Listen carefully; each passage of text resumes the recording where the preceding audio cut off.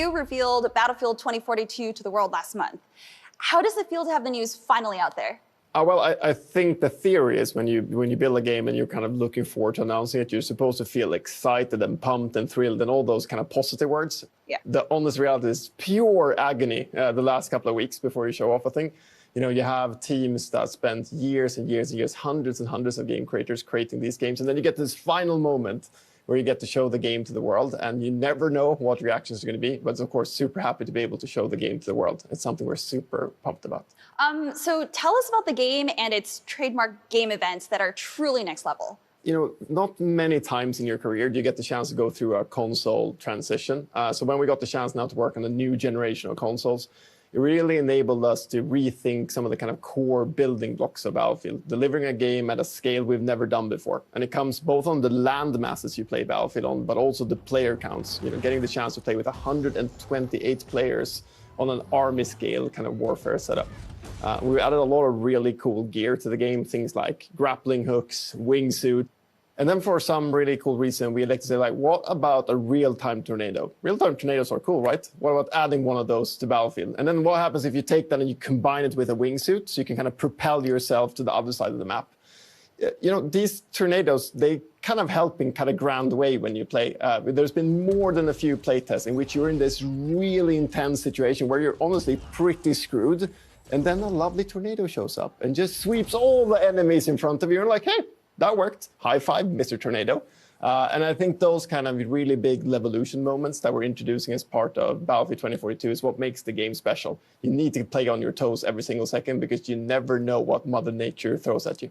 Can you shoot like into and out of the tornado? Of course you can shoot at a tornado. And that's one good way of understanding that the storm's actually approaching is just kind of looking up at the trees. If they're starting to bend a bit too much, you probably are supposed to start running because you're going to get, swept up by that tornado sooner or later.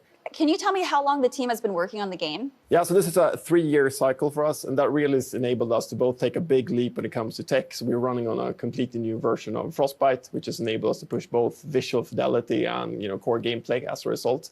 And really to kind of hone in on the concept. You've seen us talk about our no-path specialist, our new characters, and we've invested a lot of time and kind of love and passion into the storylines and the worlds and the war we're portraying. So we're super happy to get the chance to do that.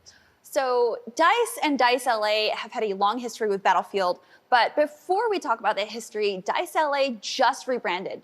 So can you tell us all about that, Christian? Yeah, so the studio was formed 8 years ago as a way of expanding the capabilities that DICE had to build Battlefield. We wanted to push this idea that we have in the studio where we really want to drive quality in everything we do as a studio. And in order for us to do that in a really good way, we believe that you need to be good at listening. You need to listen to the people that work in the studio to kind of find these good ideas, these kind of nuggets of good ideas that we then try to turn into something real.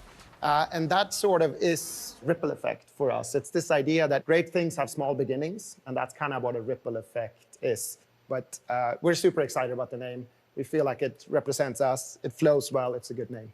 So the work that Oscar and Christian have been doing for Battlefield hasn't even been revealed yet. But Christian, I'm hoping that you can maybe give us a little bit of a hint. So I can't say that much about it. What I can say is this, though, is that one of the components in this experience that we're creating is that we're adding some of the fan favorite maps back into Battlefield 2042. But the entire experience, you have to wait a bit longer before we reveal what that is.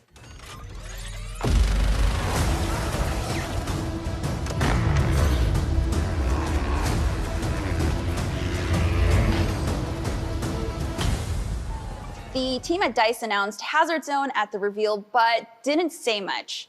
We know it's being developed at DICE. Can you tell us a little more about that? Yeah, I mean, so Battlefield 2042 ships with 3 core multiplayer experiences. We've shown off LOla Warfare. Of course, Christian and his team has something special coming shortly that we'll show at EA Play Live. And our second experience is called Hazard Zone. It's a high-stakes, squad-based game mode with a lot of high tension. It's not your classic Battle Royale. It's a really contemporary mode.